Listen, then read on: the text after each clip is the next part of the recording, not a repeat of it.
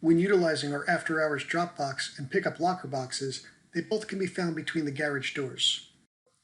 The after-hours Dropbox is the black one on the right, where you can fill out the envelope with your information and deposit it with the key into the black Dropbox. The after-hours pickup locker box is the gray box mounted on the wall.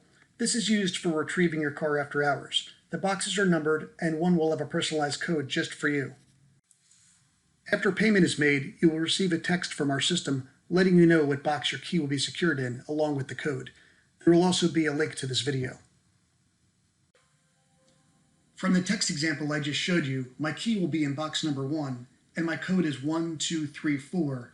So I find the box, set the combination to 1234, and voila, I have my key.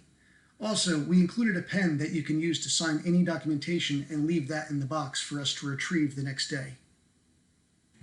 As always, thanks for watching.